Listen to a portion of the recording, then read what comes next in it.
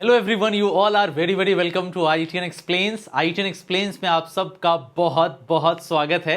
तो जैसा कि आप देख रहे हो, आपके पास कोपड़ो सीरीज आया है और ट्रस्ट मी, पहली वीडियो में ज़बरदस्त रेस्पॉन्स रहा। आपने बहुत पसंद किया है कॉन्सेप्ट प्रॉब्लम सीरीज को, क्योंकि यहाँ पे ना सिर्फ कॉन्सेप्ट्स बताया जाता है बल्कि प्रॉब्लम्स भी होते हैं, प्रीवियस ईयर क्वेश्चंस भी होते हैं, और सबसे इंपॉर्टेंट बात, कॉन्सेप्ट को बड़ा टू द पॉइंट और रेलेवेंट रहते हुए आपके एग्जाम के लिए समझाया जाता है। कोई भी बच्चा जो जेई मेंस, एडवांस या WBJEE या बिटसेट या KVPY या नीट की प्रिपरेशन कर रहा है, ये सारे बच्चों के लिए बहुत ही ज़्यादा हेल्पफुल होगा। इवन आप बोर्ड्स के भी स्टूडेंट्स हैं तो भी आप इसको देख सकते हैं, क्योंकि टॉपिक ही आज का बड़ा ही शानदार है। ये हमारा टॉपिक है डाइपोल मोमेंट। आपको पता होगा डाइपोल मोमेंट से सिर्फ मेंस में ही नहीं बल्कि एडवांस में भी क्वेश्चंस दिखे हैं, और ज़्यादा दूर जाने की जरूरत नहीं है। लास्ट ईयर का अगर आप पेपर देखिएगा तो आपको दिखेंगे, अगर आप 2020 जे एडवांस देखिएगा तो भी आपको डाइपोल मोमेंट पे क्वेश्चंस दिखेंगे। 19 में भी क्वेश्चंस आ चुके हैं, मतलब लास्ट 5 ईयर के अंदर ही आपको 5-6 सवाल दिख जाएंगे मेंस, एडवांस और नीट में। तो बड़ा इंपॉर्टेंट टॉपिक है, तो सारे के सारे बच्चे रेडी हो जाइएगा। वेलकम टू कोप्रो सीरीज। और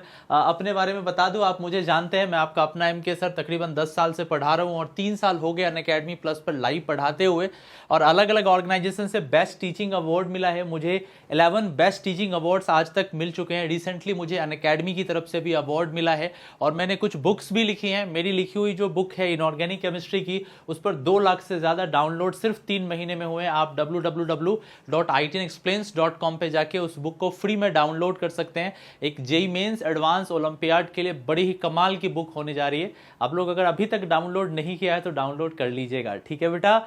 सेशन में स्टार्ट करें। आई होप आप सारे बच्चे रेडी हो गए होंगे, ठीक है। ओके गाइस, अब हम आते हैं डाइपोल मोमेंट पे। देखो, सबसे पहली बात जो आपको समझनी है कि डाइपोल मोमेंट होता क्या है, केमिस्ट्री में कब ये आता है, और इसके क्या क्या रोल हो सकते हैं, क्या क्या फैक्टर्स है, इंपॉर्टेंट बातें क्या क्या है।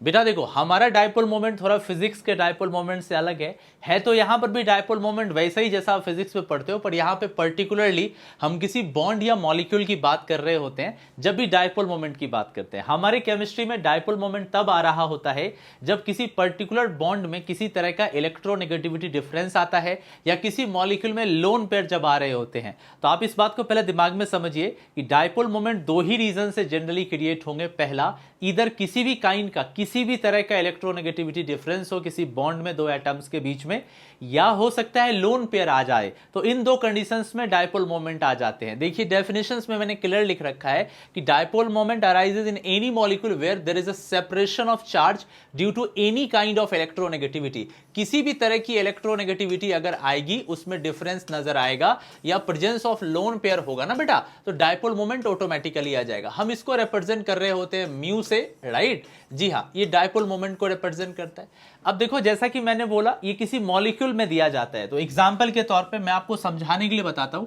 जैसे कि मान लो अगर मैंने यहां पर H और Cl रख लिया है, आपको पता है क्लोरीन की इलेक्ट्रोनेगेटिविटी ज्यादा है तो इस पर डेल माइनस और इस पर डेल पॉजिटिव आएगा।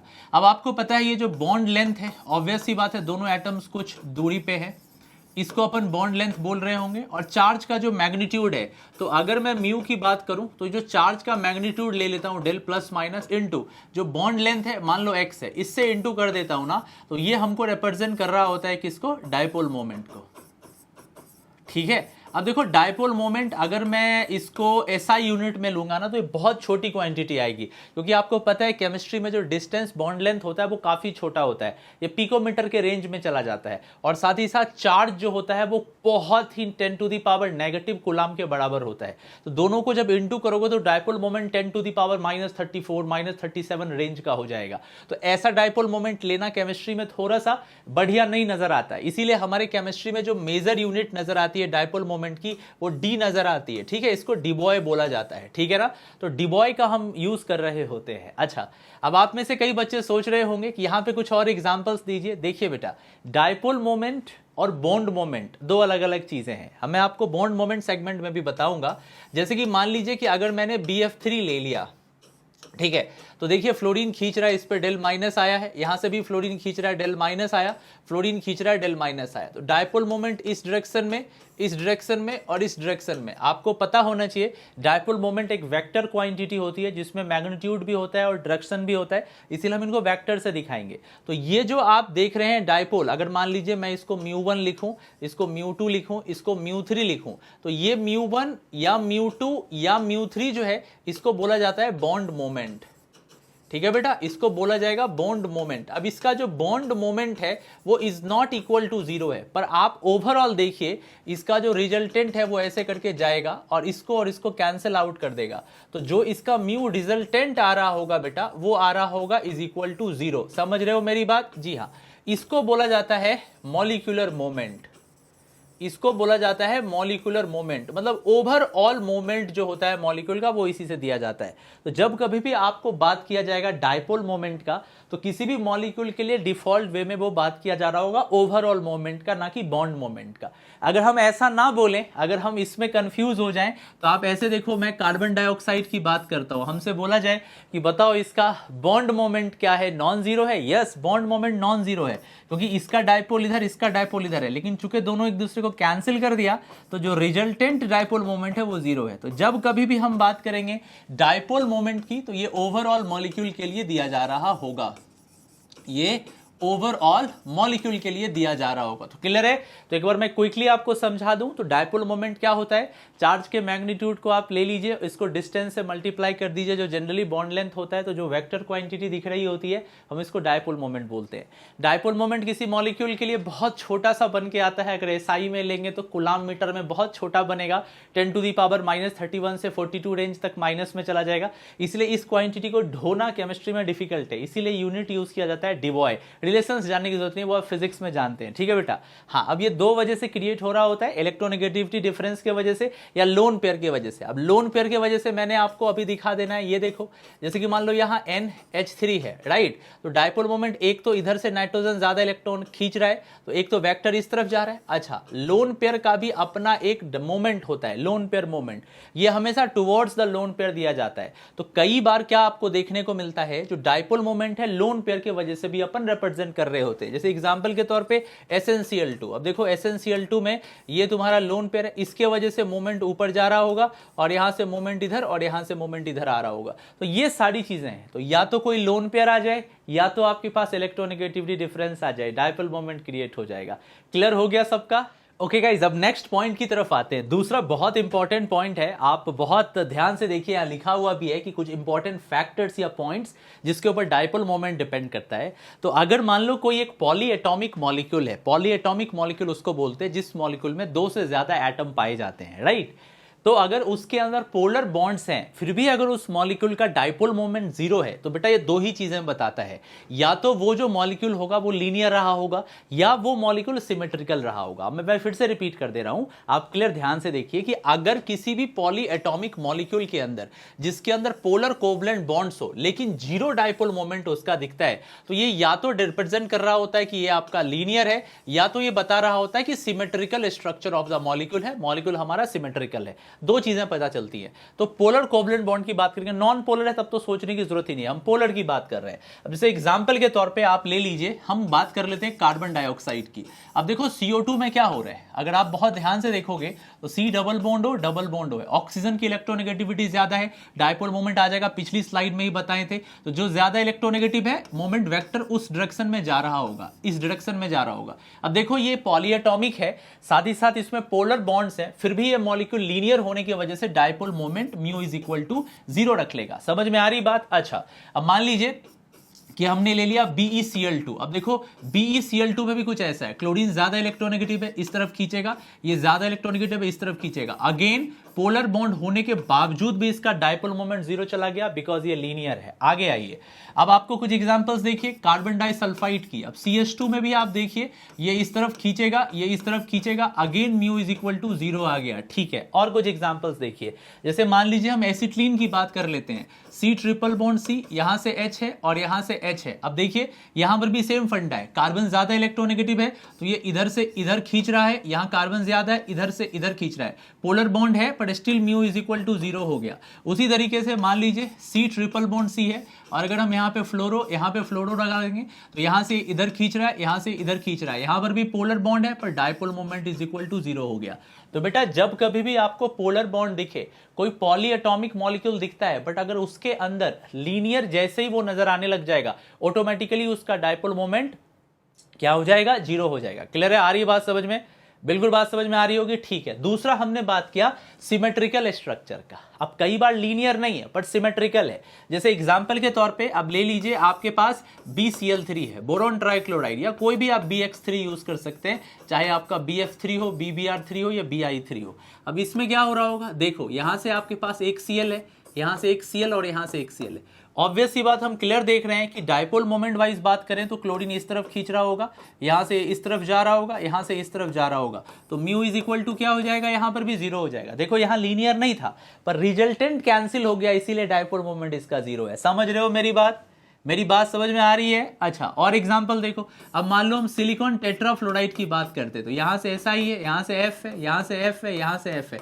देखो एक सिमेट्रिकल है, रेगुलर टेट्राहीड्रल है, इधर से खींचा जा रहा है, इधर से खींचा जा रहा है, इधर से खींचा जा रहा है, इधर से खींचा जा रहा है। आपको पता है कि एक टेट्राहीड्रल सिस्टम जो होता है, एक टेट्राहीड्रल मॉलिक्यूल जो होता है वो क्या हो रहा होता है, सिमेट्रिकल होता है।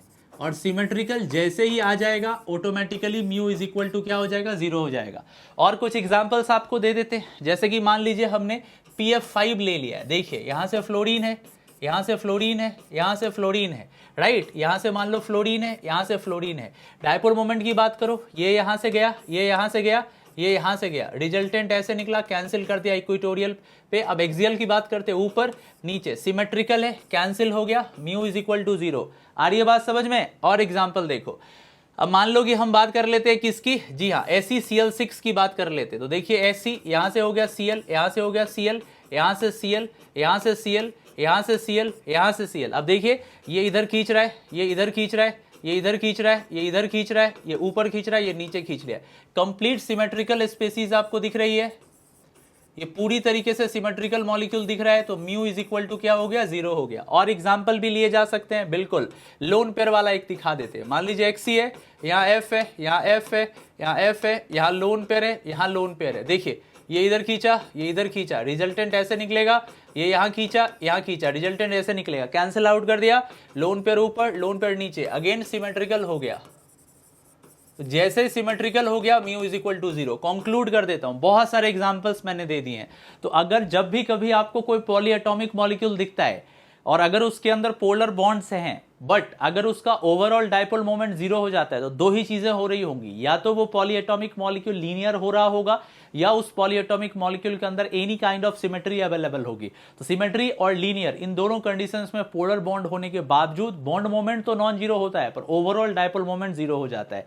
आई होप मैंने बहुत सारे एग्जांपल से आपको समझा दिया होगा और आपको ये काफी पसंद भी आ रहा होगा, ये कोप्रो सीरीज का जो ये एफर्ट है। ठीक है, ओके गाइज, नेक्स्ट अब देखते हैं, ये भी बहुत इंपॉर्टेंट है कि अगर मान लीजिए कि कोई मॉलिक्यूल आपके पास है जिसका डायपोल मोमेंट आपको नॉन जीरो दिख रहा है, मतलब mu is not equal to 0, तो दो बातें वहां पे हो सकती हैं। या तो आपका मॉलिक्यूल एंगुलर होगा, मतलब बेंट या वी शेप का होगा, या तो मॉलिक्यूल परफेक्टली अनसिमेट्रिकल होगा, उसमें सिमेट्री नहीं पाई जा सकती है। तो अगर आपको mu is not equal to 0 चाहिए और अगर आपके पास बॉन्ड मोमेंट है, मतलब पोलर बॉन्ड्स हैं, और अगर आपको डायपोल मोमेंट ओवरऑल मॉलिक्यूल का नॉट इक्वल टू 0 चाहिए, तो दो चीजें दिमाग में डाल लीजिए।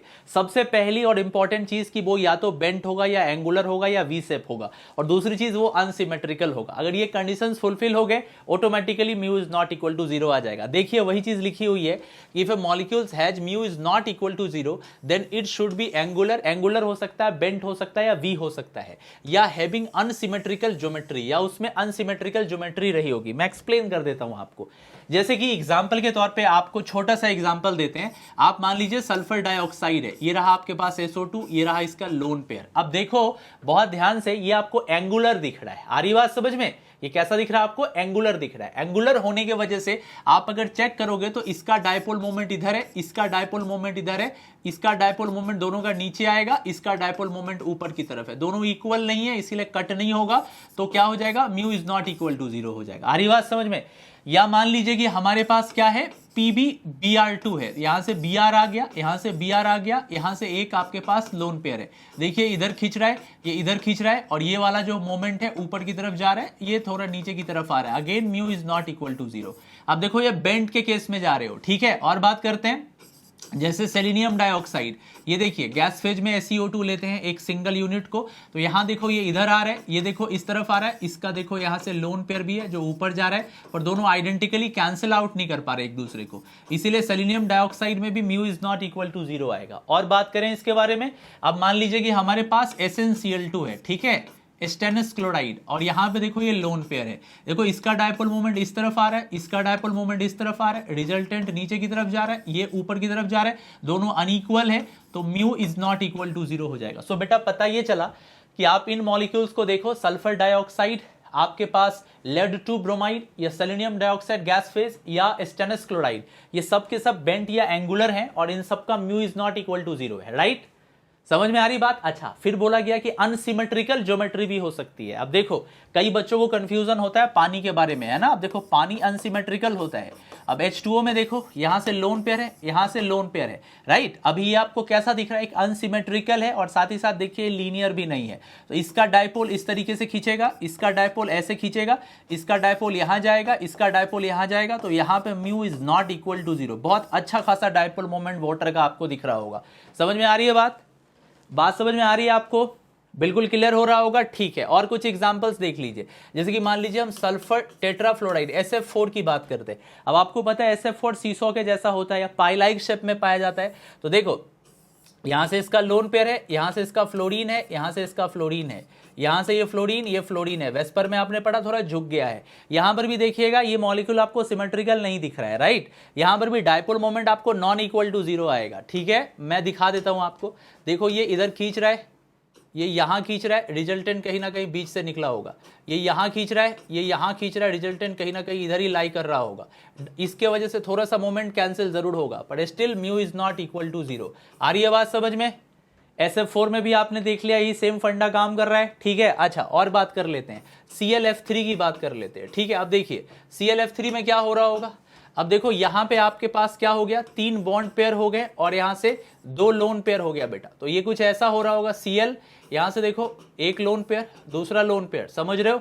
देखो यहां से आपके पास एक F आ गया, यहां से एक F है, यहां से एक F है, ये इधर खींच रहा है, ये इधर खींच रहा है, रिजल्टेंट इधर जा रहा है, इसका मोमेंट इधर है, मोमेंट इधर है, थोड़ा कैंसिल आउट हुआ, तो mu is not equal to 0 हो गया ClF3 में।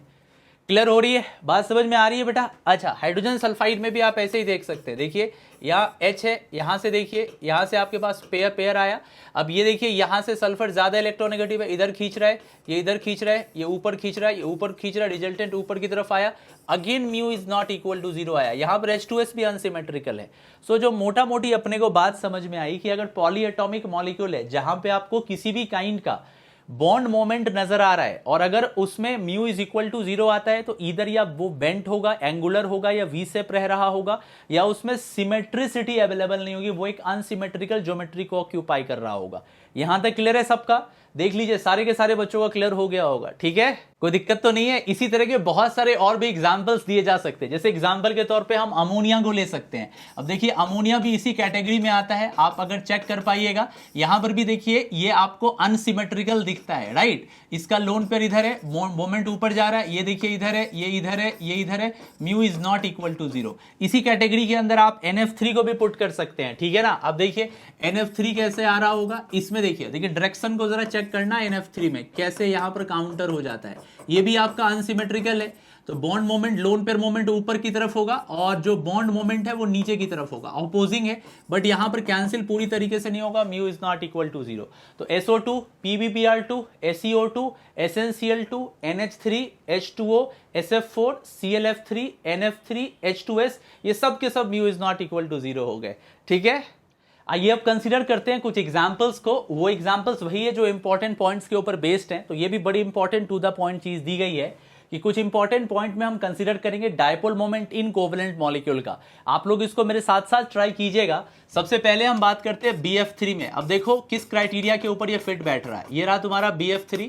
देखो यहाँ पे सिमेट्रिकल होने की वजह से हमको कुछ सोचना ही नहीं है, क्योंकि ये सिम है, सिमेट्रिकल है, इसीलिए इसका म्यू इज इक्वल टू 0 हो जाएगा। आगे आइए अब कार्बन डाइऑक्साइड की बात करते हैं। तो देखिए यहाँ से ये रहा CO2, आप देखिए इधर खींचा इधर खींचा, ये मॉलिक्यूल आपको कैसा दिख रहा है? ये मॉलिक्यूल हमको लीनियर दिख रहा है। लीनियर दिखने की वजह से क्या हो जाएगा? म्यू इज इक्वल टू 0 हो जाएगा।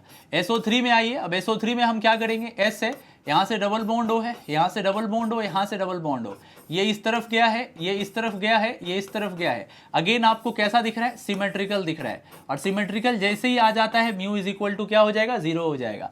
आगे आइए, अब हम बात करते हैं CF4 में। ये रहा फ्लोरीन, ये रहा फ्लोरीन, ये रहा फ्लोरीन, ये रहा फ्लोरीन, पूरी तरीके से टेट्राहीड्रल है। और कंप्लीट टेट्राहीड्रल किस कैटेगरी में आते हैं? सिमेट्रिकल की कैटेगरी में आते हैं। तो ये हो गया सिमेट्रिकल। आपको सोचने की जरूरत ही नहीं है, दिमाग ही नहीं लगाना है, जैसे ही सिमेट्रिकल आ जाता है म्यू इज इक्वल टू 0 हो जाएगा। समझ में आ रही बात? आगे आइए, PF5। अब आपको पता है कि PF5 ट्राइगोनल बाई पिरामिडल होता है, TBP गैसियस स्टेट में दिया गया है, हमको ज्यादा सोचना ही नहीं है। ये देखो PF5, यहां से आओ, यहां से फ्लोरीन है, यहां से फ्लोरीन है, ये इधर खींचा, ये इधर खींचा, ये इधर खींचा, ठीक है, ये ऊपर, ये नीचे, पूरी तरीके से सिमेट्रिकल है। म्यू इज इक्वल टू क्या हो गया? 0 हो गया।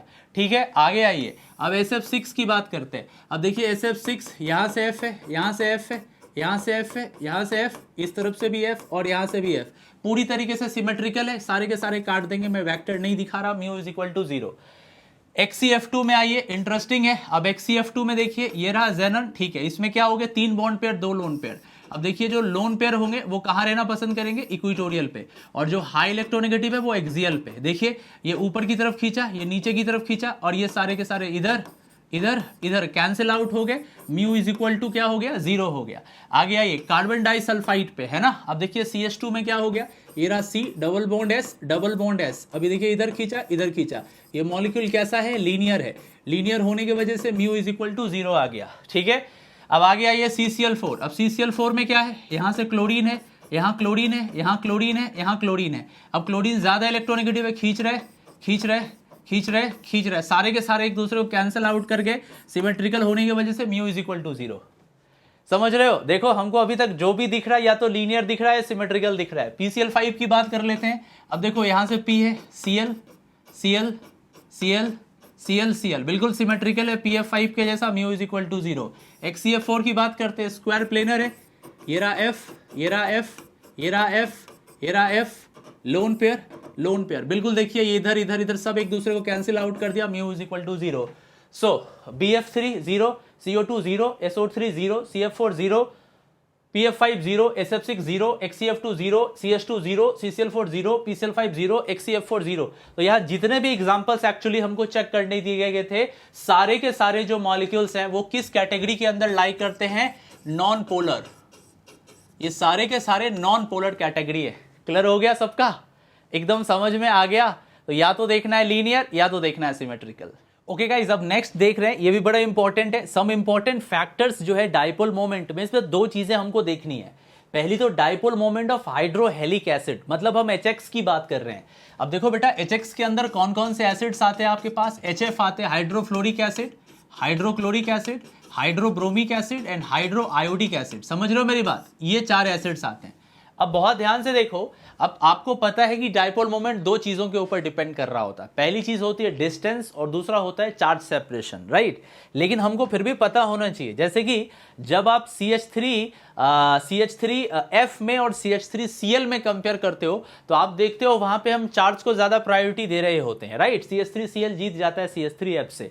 लेकिन अगर उसी फंडा को आप यहां पे लगाना चाहो कि HF और HCl में हम सेम फंडा लगा दें और बोले कि HCl का डाइपोल मोमेंट ज्यादा होता है, आप में से बहुत सारे बच्चे इस वीडियो को देख रहे होंगे, आप खुद अपने आप से पूछिए, CH3F और CH3Cl में CH3Cl जीत जाता है क्योंकि डिस्टेंस ज्यादा हो जाता है, राइट। चार्ज को प्रायोरिटी नहीं देते। लेकिन HF और HCl में बिल्कुल ही उल्टा हो जाता है। यहां अगर आप देखिएगा पूरा का पूरा मामला ही चेंज हो जाता है। देखो कैसे, अगर मैं बात करूं HF की, मैं बात करता हूं HCl की, मैं बात करता हूं HBr की, मैं बात करता हूं HI की। अब देखिए 4 आपके पास यहां पर हाइड्रोजन एसिड से हाइड्रोहेलिक एसिड, ऑब्वियस ही बात है, खींच रहा है, डेल माइनस है, डेल प्लस है, यहां से भी खींचा जा रहा है, यहां पर भी डेल माइनस है, यहां पे डेल प्लस है, यहां से खींचा जा रहा है, डेल माइनस है, डेल प्लस है, यहां से भी खींचा जा रहा है, डेल माइनस है, डेल प्लस है। लेकिन आपको मैं बता दूं, अब ये तो एक छोटी सी चीज है जो तुमको समझनी होगी कि चार्ज इनटू डिस्टेंस को जब मल्टीप्लाई करके देखा जाता है तो प्रैक्टिकली पाया जाता है कि HF का डायपोल मोमेंट मैक्सिमम होता है, समझ रहे हो। और तुमको लग रहा होगा कि हाँ थोड़ा सा हो सकता है सर HF में चार्ज बहुत ज्यादा है और बॉन्ड छोटा है, शायद बॉन्ड छोटा है चार्ज डोमिनेट कर जाता होगा। कितना ज्यादा पता है तुमको? इसका डायपोल मोमेंट 1.92 होता है और इसका डायपोल मोमेंट केवल 1.02 होता है। तुम समझ सकते हो कि डायपोल मोमेंट लगभग में 2 गुना ज्यादा है HF का। कितनी कमाल की बात है ना। अगर जिनको ये बात नहीं पता है एग्जाम में वो एकदम गलती करके आ जाएंगे। हम CH3F CH3Cl से कंपेयर नहीं कर सकते क्योंकि ये जो चीज है 2 चीजों के ऊपर डिपेंड कर रही होती है। पहली चीज चार्ज के ऊपर, दूसरी डिस्टेंस के ऊपर। तो इन दोनों अगर फैक्टर्स को मल्टीप्लाई किया जाता है तो देखा जाता है कि HF का मैक्सिमम हो जाता है। इसीलिए HF ज्यादा आपका पोलर नजर आएगा, बॉन्ड ज्यादा मजबूत नजर आएगा, इसीलिए ये पानी में एक वीक एसिड नजर आता है। HCl में 1.02 हो जाता है। HBr की अगर आप बात कीजिएगा तो ये 0.78 डीबॉय हो जाता है और ये आपका 0.38 डीबॉय हो जाता है। समझ रहे हो मेरी बात? तो डायपोल मोमेंट का ये छोटा सा जो फंडा है आपके पास एकदम क्लियर होना चाहिए कि HF और HCl में HF बहुत स्ट्रांगली पोलर होता है। इसका डायपोल मोमेंट 1.92 डीबॉय है जो कि बहुत ज्यादा है। HCl में 1.02 है, लगभग में 2 गुना ये हो जाता है अप्रोक्सीमेटली। समझ रहे हो? तो बहुत इंपॉर्टेंट बात है, तो भूलिएगा मत। डायपोल मोमेंट का जो ऑर्डर आपको यहां नजर आता है वो HF आता है, HCl आता है, HBr और HI आता है।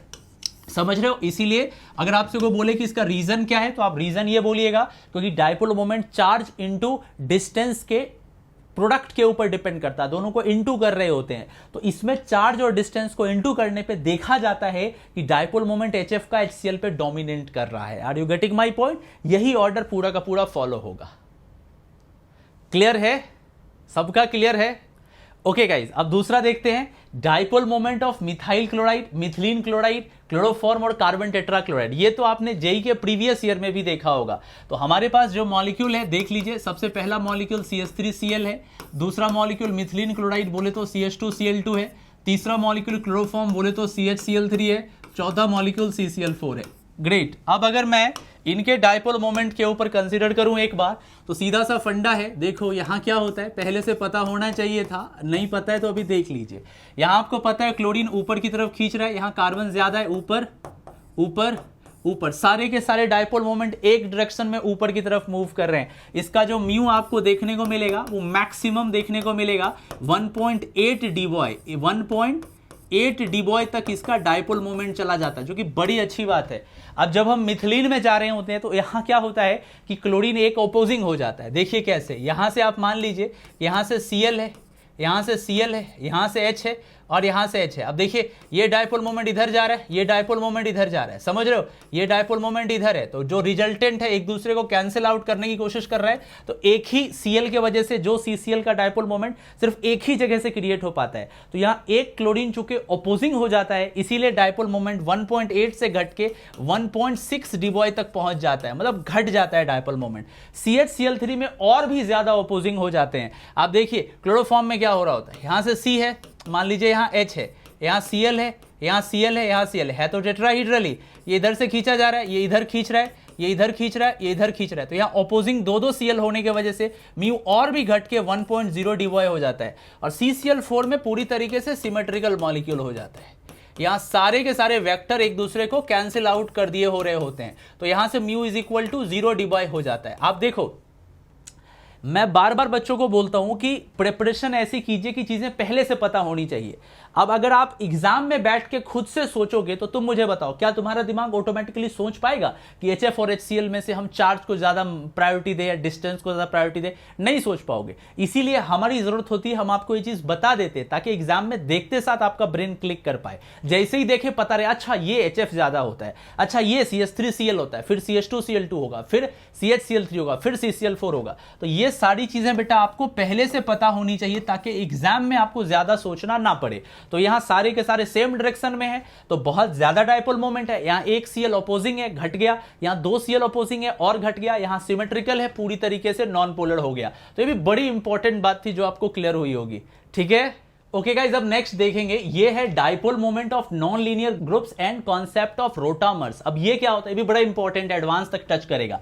देखो अगर हमारे पास लीनियर ग्रुप्स होते तो सोचने की जरूरत नहीं है। जैसे एग्जांपल के तौर पे मान लो C ट्रिपल बॉन्ड C है, यहां लगा दिए Cl और यहां लगा दिए Cl। अब ये पूरा का पूरा जो ग्रुप है, पूरा का पूरा जो मॉलिक्यूल है लीनियर है, आपको यहां सोचने की जरूरत ही नहीं है। देखिए Cl ज्यादा इलेक्ट्रोनेगेटिव है तो जो डायपोल मोमेंट है वो ऐसे जा रहा है, यहां Cl ज्यादा है ऐसे जा रहा है, तो एक दूसरे को कैंसिल आउट कर देगा, म्यू इज इक्वल टू 0 हो जाएगा। ठीक है, लेकिन तब क्या होगा जब हम इसके साथ कोई ऐसे ग्रुप को लगा दे जो कि नॉन लीनियर हो। जैसे कि मान लीजिए यहां N लगा दिया हमने, और मान लीजिए यहां हम लगा दिए CH3, यहां लगा दिए CH3, यहां से हम N लगा दिए, यहां से लगा दिए CH3, यहां से लगा दिए CH3।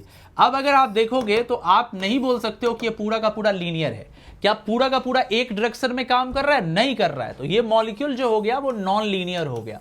और जैसे ही मॉलिक्यूल नॉन लीनियर हो जाता है, आपको सोचने की जरूरत ही नहीं है, automatically mu is not equal to 0 हो जाएगा। ठीक है, तो इसको आपको दिमाग में बिल्कुल फिट करना होगा। ये बहुत इंपॉर्टेंट कॉन्सेप्ट है और कई जगह काम आ रहा होता है। जब कभी भी आपको मॉलिक्यूल ऐसा दिख जाए जहां नॉन लीनियर अलाइनमेंट आ जाता है, तो जरूरी नहीं है कि म्यू आपका वो 0 होगा, वो नॉन 0 भी हो सकता है, जैसा कि आप इस एग्जांपल्स में देख रहे हो। अब जेई में ऐसे बहुत सारे एग्जांपल्स ऑर्गेनिक और इनऑर्गेनिक में मिक्स करके पूछे गए हैं, मैं आपको समझाता हूं। जैसे एग्जांपल के तौर पे आप इसको देखिए, ये आईआईटी जेई में आ चुका है ऑलरेडी। मान लीजिए कि मैंने यहां पे फ्लोरो लगा दिया, यहां फ्लोरो लगा दिया। अब देखिए ये ऊपर की तरफ खींच रहा है, ये नीचे की तरफ खींच रहा है, तो देखिए यहां म्यू इज इक्वल टू 0 हो गया। अच्छा, अब मान लीजिए कि हमने ना यहां पे C ट्रिपल बॉन्ड N लगा दिया है, यहां पे C ट्रिपल बॉन्ड N लगा दिया है। ठीक है, समझ रहे हो, 1,4 डाइसाइनोबेंजीन है। अब देखो ये ज्यादा इलेक्ट्रोनेगेटिव है, इधर खींच रहा है, ये ज्यादा है, इधर खींच रहा है, again mu is equal to 0 हो गया। तो ये क्यों पॉसिबल हुआ? बिकॉज ये लीनियर थे।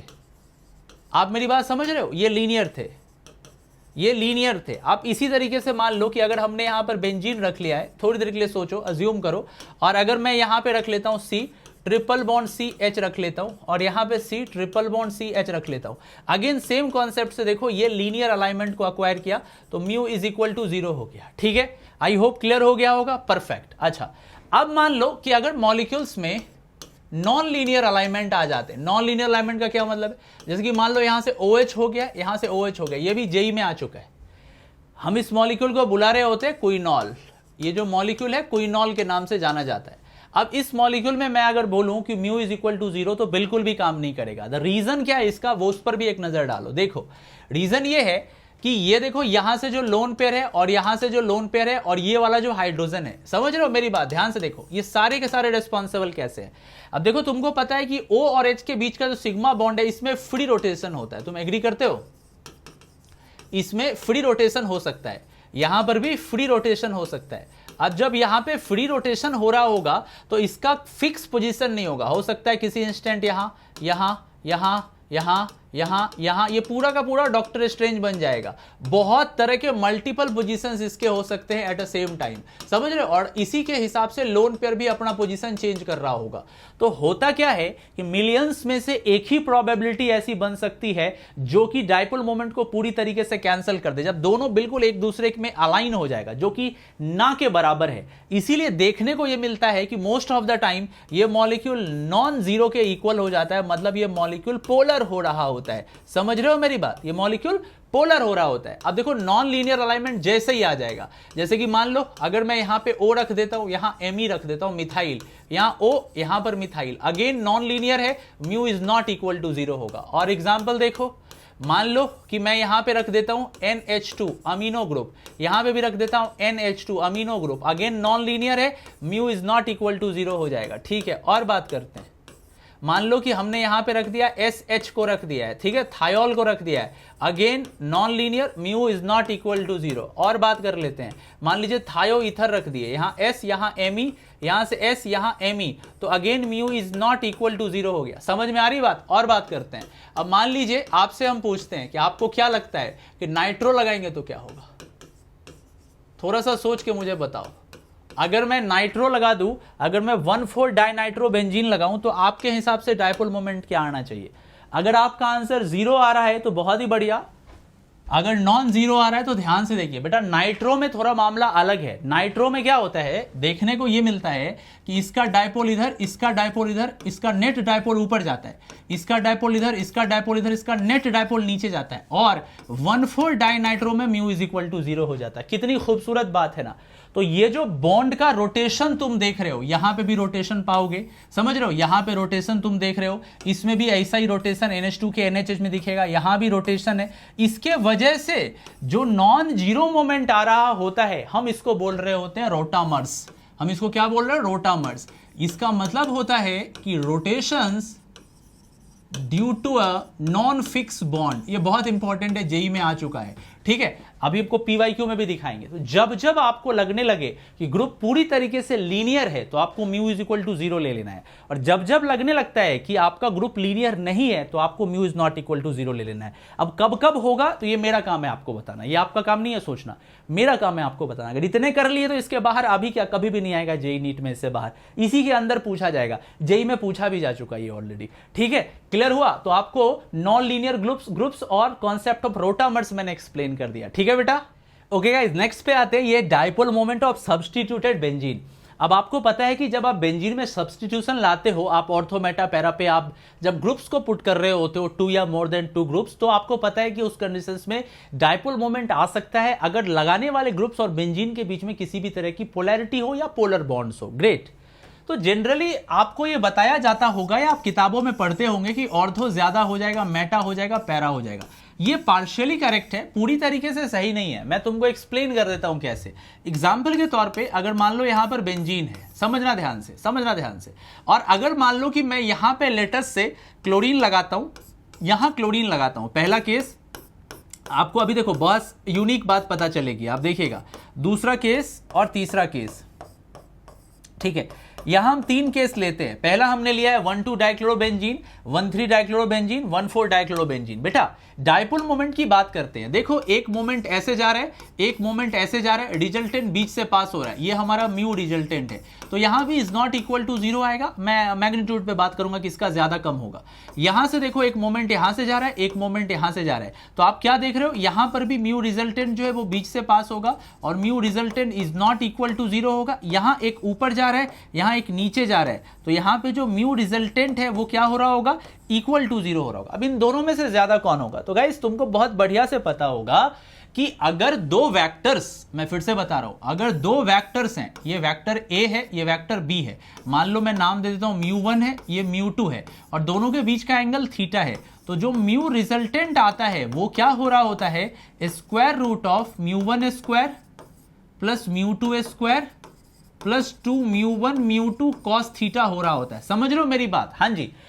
आपको पता है cos थीटा मतलब जितना छोटा होगा मैग्नीट्यूड उतना ज्यादा होगा। यहां देखिए दोनों वेक्टर के बीच का एंगल थीटा 60 डिग्री है, यहां देखिए दोनों के बीच का एंगल जो है म्यू 120 डिग्री है, और यहां पूरी तरीके से म्यू इज इक्वल टू जो theta is equal to 180 degree हो जाता है, तो काट देते हैं μ1 μ2 0 हो जाते हैं। तो यहां पे आपका फंडा चल गया। यहां पे ऑर्थो मेटा पैरा सही है, नजर आ रहा है कि ऑर्थो का ज्यादा फिर मेटा फिर पैरा। बट गाइस क्या हर बार ऐसा होगा?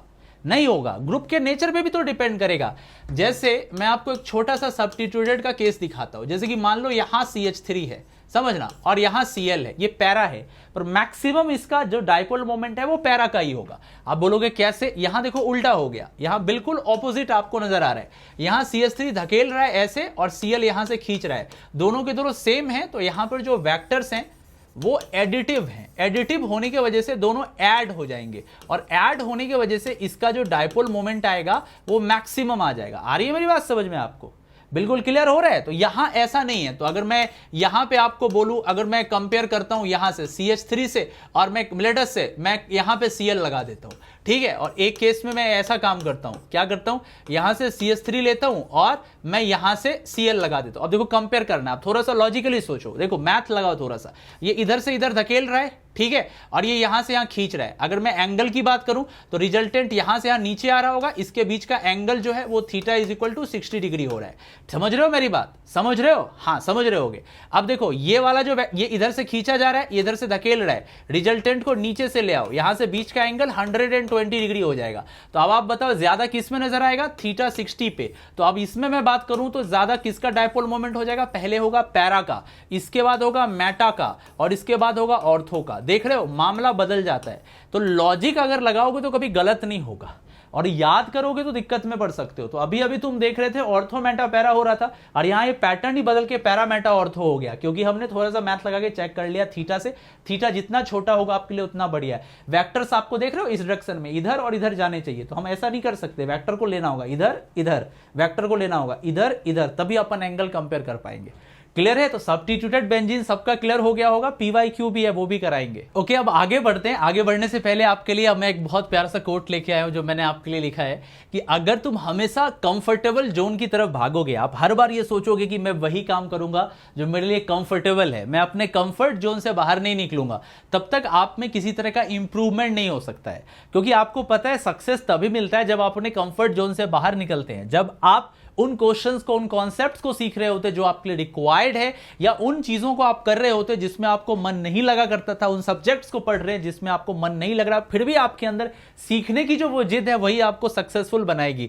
तो वही लिखा है, if you always do what is comfortable to you and choose the path of least resistance, you never step outside your comfort zone, because great things don't come from comfort zone. Always remember, great things कभी भी comfort zone से नहीं आती है। ठीक है, question की तरफ आते हैं। पहला सवाल है, which of the following pair of molecule will have a permanent dipole moment? इसमें से परमानेंट डायपोल मोमेंट किसका होगा? आइए ट्राई करते हैं। थ्योरी पढ़ लिया, सवाल बनने चाहिए, सवाल बने, कंसेप्ट आ गया। देखिए, तो मैं सबसे पहले आता हूं। सबसे पहले हमारे पास NO2 और CO2 है। देखो आपको बोला गया पेयर, दोनों को चेक करना है। तो NO2 में अपने को ज्यादा नहीं सोचना है, ये रहा N डबल बॉन्ड हो, यहां से कोऑर्डिनेट बॉन्ड हो, और यहां से देखिए एक ऑड इलेक्ट्रॉन है, mu is not equal to 0। आप देख ही रहे हो बेंट है, तो mu is not equal to 0 हो जाएगा। अभी सोचना ही नहीं, इतना पढ़ लिए ना, आप सीधा बनाएंगे। CO2 है तो यहां से देखो इधर से इधर खींच देगा, लीनियर है तो म्यू इज इक्वल टू 0। हमको बोला दोनों का होना चाहिए, क्या होना चाहिए? Molecule permanent dipole moment. नहीं, इसमें से इसका 0 हो गया। ठीक है, आगे आओ। NO2 जस्ट अभी निकाले हैं, NO2 का mu is not equal to 0 है। O3 की बात करते हैं। अब O3 में देखो ऐसा होता है, O डबल बॉन्ड हो, और यहां से अगर तुम देखोगे तो इस तरीके से है, यहां से है प्लस, यहां से है माइनस। अब देखो ये एंगुलर है, क्लियर तुम देख पा रहे हो, ये एंगुलर है, थीटा एंगल से, और जैसे ही एंगुलर आ जाएगा automatically mu is not equal to 0 हो जाएगा। समझ रहे हो? तो इसमें भी NO2 में भी mu is not equal to 0, O3 में भी mu is not equal to 0। So B में दोनों के दोनों नॉन जीरो है। SiF4 और CO2। अभी SiF4 की बात करें, मैंने आपको थ्योरी में ही बताया था कि SiF4 सिमेट्रिकल है। देख रहे हो कितना काम आता है थ्योरी पढ़ने से। सिमेट्रिकल है तो म्यू इज इक्वल टू 0 हो गया, और CO2 तुमको पता है लीनियर है तो म्यू इज इक्वल टू 0 हो गया। Again wrong. SiF4 जस्ट तुमको अभी बताएं सिमेट्रिकल है, सिमेट्रिकल होने की वजह से म्यू इज इक्वल टू 0 हो गया। NO2 जो है वो एंगुलर है, एंगुलर होने की वजह से mu is not equal to 0 है। तो यहां पर हमको बोला गया दोनों होना चाहिए permanent dipole, so B is the correct answer. ठीक है, ओके, नेक्स्ट क्वेश्चन की तरफ आते हैं। In terms of polar character which of the following order is correct? तो आपको बोला गया है कि बताओ पोलर कैरेक्टर सबसे ज्यादा किस में होगा। तो ऑब्वियस ही बात है, जितना ज्यादा पोलर बॉन्ड्स होगा पोलर कैरेक्टर उतना ज्यादा आएगा। तो HF में देखिएगा जो इलेक्ट्रोनेगेटिविटी डिफरेंस है हाइड्रोजन और फ्लोरीन की मैक्सिमम है, तो HF मैक्सिमम होगा।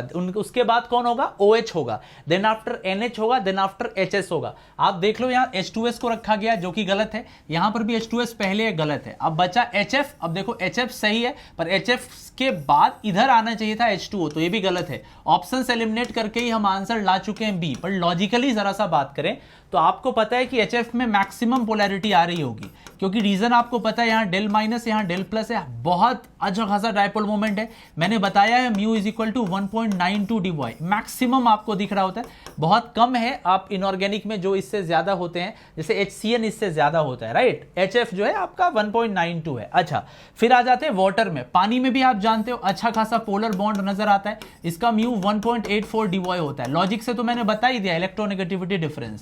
अमोनिया की बात कर लेते हैं, तो अमोनिया जो हो रहा होगा इसमें जो आपका डायपोल मोमेंट आता है वो 1.47 डिवॉय आता है। बहुत ज्यादा है पर उतना ज्यादा नहीं है जितना OH की वजह से आ रहा होगा, HF की वजह से आ रहा होगा।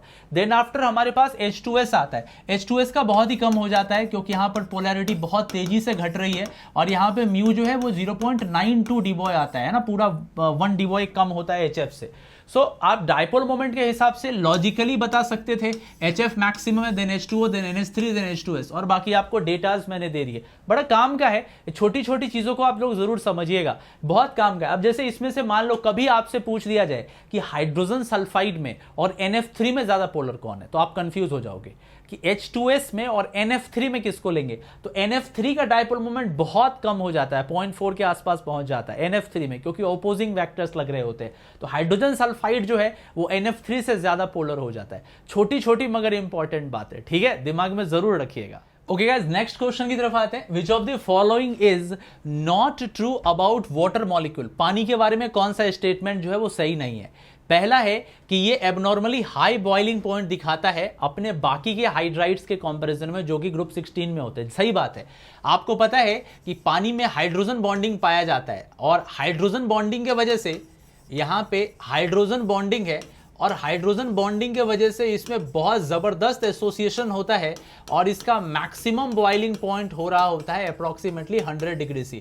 तो ये बहुत यूनिक बात है, बिकॉज ऑफ हाइड्रोजन बॉन्डिंग इसका जो बॉइलिंग पॉइंट होता है वो मैक्सिमम होता है बाकी के हाइड्राइड्स के कंपैरिजन में। दूसरा, the molecule can act as a base. आपको पता है कि H2O जो होता है वो ब्रॉन्स्टेड एसिड और बेस दोनों के जैसा काम कर रहा होता है, बोथ। तो जी हाँ, सवाल में बोला गया it can act as a base, क्यों नहीं कर सकता, बिल्कुल कर सकता है। It is less polar than H2SE but more polar than H2S, गलत बात है। वाटर जो होता है H2O जो होता है वो H2S से भी ज्यादा पोलर है और H2SE से भी ज्यादा पोलर है। मतलब बेसिकली पानी जो है वो अपने बाकी के जो भी ग्रुप 16 के साथ कंबाइन हो रहा है, चाहे H2O हो, H2S हो, H2SE हो, H2T हो, उन सब में सबसे ज्यादा पोलर जो आपका वाटर ही नजर आ रहा है, क्योंकि जो इलेक्ट्रोनेगेटिविटी डिफरेंस है वो सबसे बढ़िया नजर आ रहा है, बहुत अच्छी तरीके से बिहेव कर रहा होता है पोलर मॉलिक्यूल के जैसा। तो ये स्टेटमेंट गलत है। फिर बोला गया है the molecule has a bent shape. आपको क्लियर दिख रहा है ये बेंट शेप वी शेप में पाया जाता है, ये भी सही है। हमसे पूछा गया था नॉट ट्रू, तो सी इज द करेक्ट आंसर। यही जो है नॉट ट्रू है। क्लियर हो रहा है सारे बच्चों का, सबको समझ में आ रहा है? एफर्ट अच्छा लग रहा है तो कमेंट करके जरूर बताइएगा, ठीक है बेटा, हम आपके कमेंट जरूर पढ़ते हैं। ओके गाइस, नेक्स्ट क्वेश्चन की तरफ आते हैं। BF3 and NF3 both are covalent compounds but NF3 is polar whereas BF3 is non polar, this is because.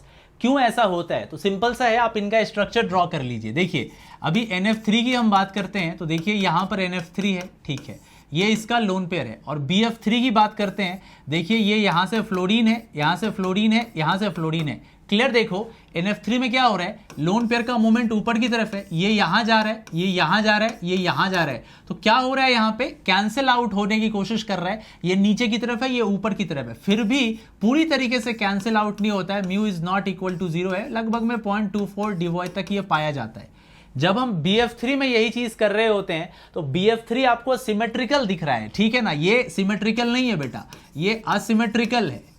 ये जो है ये असिमेट्रिकल है, समझ रहे हो। ये मॉलिक्यूल जो आपको दिख रहा है ये पूरी तरीके से सिमेट्रिकल है, समझ रहे हो, ट्राइगोनल प्लेनर है। और ये कैसा था, पिरामिडल था। ये जो था पिरामिडल था और ये जो है आपका ट्राइगोनल प्लेनर है। ये जो आप देख रहे हो ट्राइगोनल प्लेनर देख रहे हो। और यहां पे क्या हो रहा है, रिजल्टेंट ऐसे जा रहा है और म्यू इज इक्वल टू क्या हो रहा है, 0 हो रहा है। तो हमसे पूछा गया था कि NF3 इज पिरामिडल, हाँ सही बात है, where as BF3 is planar triangular, जी हाँ बिल्कुल सही बात है, C is the correct answer. फिर बोला nitrogen atom is smaller, atom के स्मॉलर से क्या ही लॉजिक है। NF bond is more polar than BF bond, इससे क्या ही एक्सप्लेन हो जाता है, ये चीज एक्सप्लेन नहीं होती है। इलेक्ट्रॉन डेफिशिएंट से भी एक्सप्लेन नहीं होता है। द सिंपल रीजन इज ऊपर वाला पिरामिडल होने की वजह से असिमेट्रिकल है और ये ट्राइगोनल प्लेनर होने की वजह से सिमेट्रिकल है। असिमेट्रिकल होने की वजह से म्यू जो है इसका नॉट इक्वल टू 0 है, इसका म्यू इक्वल टू 0 है। क्लियर है बेटा जी? आप सारे बच्चों का क्लियर हो रहा है? आई होप हमारी मेहनत आपको पसंद आ रही होगी। ओके गाइस, नेक्स्ट क्वेश्चन की तरफ आते हैं। विच of the following molecules will have polar bonds but zero dipole moment. आप में से बहुत सारे बच्चे इसको ट्राई जब कर रहे होंगे अभी तो उन्होंने O2 दे दिया होगा कि O2 का 0 होगा, लेकिन जरा रुको, 0 है पर सवाल को पढ़ो। Will have a polar bonds. आप मुझे बताइए क्या ऑक्सीजन में किसी तरह का पोलर बॉन्ड्स है क्या? जी नहीं, यहां पे नॉन पोलर बॉन्ड है। ये जो बॉन्ड आप देख रहे हो ये नॉन पोलर बॉन्ड है, नॉन पोलर बॉन्ड होने की वजह से डिस्कार्ड हो गया। ठीक है, अब हम बात करते हैं CHCl3 में। जी हाँ, CHCl3 में पोलर बॉन्ड है, ऑब्वियसली है। देखो ये Cl है, यहाँ Cl है, यहाँ Cl है, तो यहाँ से हाइड्रोजन और कार्बन में कार्बन की इलेक्ट्रोनेगेटिविटी ज्यादा है। यहाँ देखिए इस तरीके से खींच रहा है, तो यहाँ पे पोलर बॉन्ड्स है क्या? हाँ जी है ना, पोलर बॉन्ड्स है। तो क्या इसका डायपोल मोमेंट 0 है? जी नहीं, कैंसिल आउट नहीं हो पाया। Mu is not equal to 0। Actually इसका mu is equal to 1.0 debye होता है, मैंने बताया भी था। तो CHCl3 में पोलर बॉन्ड है और नॉन जीरो डायपोल मोमेंट है। अच्छा, सवाल में बोला गया बट जीरो डायपोल मोमेंट, तो ये भी आंसर गलत हो गया। ठीक है, जीरो बोला गया, पोलर बॉन्ड है पर ये नॉन जीरो डायपोल मोमेंट रखता है। CF4 की बात करते हैं, यहां पे देखिए क्या पोलर बॉन्ड है, आओ यहां से देखते हैं। CF4 हाँ जी पोलर बॉन्ड है। क्या इसमें पोलर बॉन्ड्स है? जी हाँ पोलर बॉन्ड्स है। फ्लोरीन खींच रहा है, तो एक वेक्टर ऊपर खींच रहा है। अच्छा, जीरो डायपोल मोमेंट होगा? जी हाँ, ये सिमेट्रिकल है, और जैसे ही मॉलिक्यूल आपका सिमेट्रिकल हो जाए mu is equal to 0। So this is the correct answer. तो आप में से बहुत सारे बच्चे ए लगाए होंगे। ए इसलिए गलत हो गया क्योंकि नॉन पोलर बॉन्ड है और सवाल में पोलर बॉन्ड्स पूछा था। बी इसलिए गलत हो गया क्योंकि बी में बोला था ओवरऑल जीरो डायपोल मोमेंट होना चाहिए, इसका नॉन जीरो है। सी इसलिए सही हुआ क्योंकि इसमें पोलर बॉन्ड्स भी हैं और इसका डायपोल मोमेंट भी 0 है। So C is the correct answer. Okay guys, next question की तरफ आते हैं। Which has maximum dipole moment? बड़ा ही कमाल का सवाल है, आप बहुत ध्यान से देखिए। आप सिंपल सा वेक्टर लगा सकते हैं। ठीक है, सबसे पहली चीज तो ये और ये सिमेट्रिकल है तो 0 हो जाएंगे। इसमें आइए, अब देखिए यहां आपको क्या नजर आ रहा है, इसका डायपोल मोमेंट जो है मैं आपको दिखाता हूं। इसका जो डायपोल मोमेंट है ये ऊपर की तरफ जा रहा है, ये ऊपर की तरफ जा रहा है। इसका रिजल्टेंट बीच से पास होगा जो कि इसका भी डायपोल मोमेंट होगा। तो यहाँ पे दो वेक्टर जो हैं वो दोनों के दोनों वेक्टर क्या हो रहे हैं? एडिटिव हो जा रहे हैं। इसके वजह से इसका डायपोल मोमेंट कितना 2.39 डिबॉय तक चला जाता है। कितना चला जाता है? 2.39 डिबॉय। कि यहां क्या हो रहा है, एक डायपोल मोमेंट इधर है, एक डायपोल मोमेंट इधर है, रिजल्टेंट बीच से निकलेगा, Cl के डायरेक्शन में जाएगा। तो जो Cl का मोमेंट था और रिजल्टेंट का मोमेंट है, दोनों एक ही साथ जाके एक दूसरे को स्ट्रेंथ देंगे और ये 2.39 हो जाएगा। बट यहां देखिए आपका डायपोल मोमेंट घट के 1.26 डिबॉय हो जाएगा। मैं बताता हूं कैसे।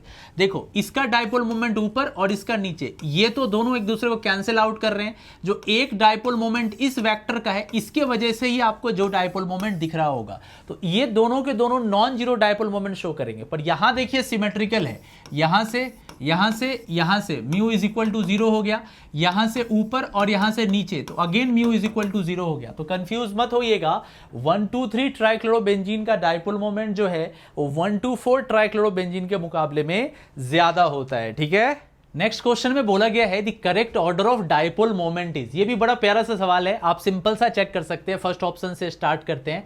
तो डायपोल मोमेंट निकालने के लिए हमको क्या देखना होगा? जनरली पहली चीज होती है पोलर बॉन्ड्स देखना होगा, इलेक्ट्रोनेगेटिविटी डिफरेंस देखना होगा। पहले केस में आते हैं पानी। आपको पता है पानी में जो OH वाला बॉन्ड है हाईली पोलर है और वाटर बहुत ही अच्छा डायपोल मोमेंट रखता है। अगर आप चेक कीजिएगा, मैंने आपको रीजन के साथ एक्सप्लेन किया है, 1.84 डिबॉय तक जाता है।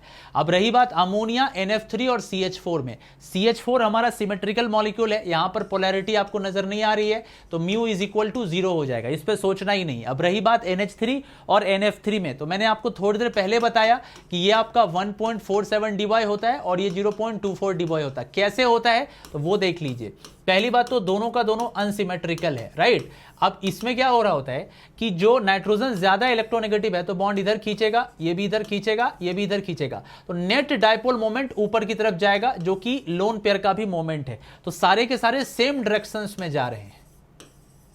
ये जो सारे के सारे हैं वो सेम डायरेक्शंस में जा रहे हैं। पर NF3 में आप अगर देखो तो NF3 में कुछ ऐसा है, यहां फ्लोरो है, यहां फ्लोरो है, यहां लोन पेयर है। अब फ्लोरीन जो है ज्यादा इलेक्ट्रोनेगेटिव है, समझ रहे हो मेरी बात, तो ये खींच रहा होगा, तो ये इसका इस नीचे की तरफ जा रहा है आपका मोमेंट, और लोन पेयर का मोमेंट जो है ऊपर की तरफ है। तो यहां पे क्या आप देख रहे हो? ओपोजिंग देख रहे हो। तो बिकॉज ऑफ ओपोजिंग नेचर आपको पता चलता है कि अमोनिया जो है वो NF3 के मुकाबले में ज्यादा पोलर होता है और CH4 0 है। देखने की जरूरत ही नहीं थी, पहले OH2O आ गया, फिर NH3 आ गया, फिर NF3, फिर CH4 आ गया, तो बाकी हमको चेक करने की जरूरत ही नहीं है। A is the correct answer. Okay guys, next question की तरफ आते हैं। ये IIT JEE 2019 का सवाल है, बहुत ही अच्छा क्वेश्चन है। बोला गया है कि किस ऑप्शंस में बताइए चारों के चारों मॉलिक्यूल्स जो हैं वो परमानेंट डाइपोल मोमेंट रखते हैं। तो हम पहले ऑप्शंस एलिमिनेट करने की कोशिश करते हैं। तो देखिएगा, सबसे पहली चीज BeCl2। अब आपको पता है कि BeCl2 जो होता है वो लीनियर होता है, लीनियर होने की वजह से जीरो हो गया, तो ये वाला ऑप्शन ऐसे ही खत्म हो गया। फिर आइए BF3 में भी आपको सिमेट्रिकल दिख रहा है, आप जानते हैं यहां से F, यहां से F और यहां से F है। जैसे ही BF3 आ गया आपका μ = 0 हो गया, ऐसे ही खत्म है। यहाँ BCl3 में भी 0 था, CO2 में भी 0 था, यहाँ SF6 में भी 0 आपको नजर आ रहा है। तो आप क्लियर देख ही पा रहे हैं, आपको बताने की कोई जरूरत ही नहीं पड़ रही है कि ये 0 कैसे हो रहा है, ठीक है। अच्छा, अब आगे आइए A और C में आते हैं। सबसे पहले SO2 की बात कर लेते हैं, ठीक है ना। एक एक सबको एक्सप्लेन नहीं करेंगे क्योंकि सब कुछ आपको पहले ही बता चुके हैं। तो SO2 में देखिए यहां से इस तरीके से, यस यहाँ पे आप एंगुलर देख रहे हैं, ऑब्वियस सी बात है, और इसके वजह से μ ≠ 0 होगा। C6H5Cl में क्लोरोबेंजीन है, ऑब्वियस सी बात है, μ ≠ 0 होगा। H2SE मैंने शुरुआत में ही लिया, यहाँ पर भी μ ≠ 0 है। BrF5 अगेन μ ≠ 0 है, समझ रहे हो। तो इसमें कोई भी 0 नहीं है, सारे के सारे μ ≠ 0 है, क्योंकि आपको यहाँ पर सिमेट्रिकल नहीं दिख रहा है। आगे आइए, NO2 मैंने आपको थोड़ी देर पहले ही बताया है μ ≠ 0। अमोनिया थोड़ी देर पहले ही बताया μ ≠ 0। POCl3 में क्या हो जा रहा है, देखो यहां से PO है, यहां से Cl, यहां से Cl, यहां से Cl। ऑब्वियसली ये ऊपर की तरफ है, ये नीचे की तरफ है, लेकिन यहाँ सारे के सारे वेक्टर एक दूसरे को कैंसिल आउट नहीं कर पाएंगे बिकॉज ऑफ डिफरेंट मैग्नीट्यूड। तो अगेन यहाँ पर भी μ ≠ 0 आ जाएगा। CH3Cl मैंने बताया ये अच्छा खासा डाइपोल मोमेंट रखता है थोड़ी देर पहले, तो इसमें सारे के सारे जो है वो परमानेंट डाइपोल मोमेंट रखते हैं, ठीक है। तो पहले वाले में और तीसरे वाले में दोनों में परमानेंट डाइपोल मोमेंट दिखते हैं, तो करेक्ट आंसर जो है वो A और C is the correct answer हो गया। आप ऑप्शंस एलिमिनेट करके बना सकते थे, लॉजिक से बना सकते थे, मोस्ट ऑफ द मॉलिक्यूल मैंने आज ही डिस्कस कराए हैं। तो अच्छे से आपने एक अच्छा खासा लेवल, एडवांस लेवल का क्वेश्चन कर लिया होगा, ठीक है। अब आगे आते हैं, अब देखिएगा JEE मेंस 2014 का क्वेश्चन है तो ये ऑर्गेनिक के जैसा दिखने वाला सवाल, पर बनेगा हमारे आज के ही कॉन्सेप्ट से कि बताओ कहां मॉलिक्यूल में सिग्निफिकेंट μ ≠ 0 है। मैं पहले ही आपको बता चुका हूं कि रोटामर्स का कॉन्सेप्ट JEE में आया है और ये आ चुका है, ये आता रहेगा, रिसेंटली भी पूछा गया है। तो अभी देखिए, तो ये ग्रुप जो है लीनियर है, ये लीनियर है, ऊपर नीचे कैंसिल आउट हो गया, μ = 0 हो जाएगा। यहां देखिए साइनाइड लीनियर है, ऊपर नीचे कैंसिल आउट हो जाएगा, μ = 0 हो जाएगा। यहां से आइएगा, यहां से आपके पास लोन पेयर है, लोन पेयर होने की वजह से क्या है, नॉन लीनियर अलाइनमेंट है। यहां से अगेन नॉन लीनियर अलाइनमेंट हो गया, और जो कॉन्सेप्ट हो गया हमारा रोटामर्स हो गया, और जैसे ही रोटामर्स हो गया आपका μ ≠ 0 हो गया, ठीक है। 3 सही है। SH में भी मैंने आपको जस्ट एक्सप्लेन किया है, यहां पर भी रोटामर्स का कॉन्सेप्ट आ जाएगा, नॉन लीनियर अलाइनमेंट है, तो μ ≠ 0 हो जाएगा। तो 3 और 4 में μ ≠ 0 है, 1 और 2 में 0 है, तो करेक्ट आंसर D हो गया। 3 और 4 क्लियर है, आई थिंक सारे बच्चों का क्लियर हो गया होगा, ठीक है। नेक्स्ट, अगला क्वेश्चन रिसेंटली पूछा गया है JEE में, बोला जा रहा है consider the following compounds in the liquid form. देखिए यहां पर कुछ मॉलिक्यूल्स हैं, उसको धीरे धीरे गिराया जा रहा है और एक चार्ज कॉम को पास में लेके आया गया है। तो बोला गया कि बताइए how many of them show deflection as per the following figure, कितने ऐसे होंगे जिसमें डिफ्लेक्ट होंगे। सीधा सा फंडा है कि यहाँ पे जो भी लिक्विड हमारा पोलर होगा वो इस चार्ज की तरफ अट्रैक्ट होता हुआ चला जाएगा। तो अपने को ये चेक करना है कि पोलर मॉलिक्यूल कौन कौन है। एकदम रीसेंट सवाल है, IIT JEE एडवांस 2020 का, एकदम रीसेंट डाइपोल मोमेंट का क्वेश्चन है।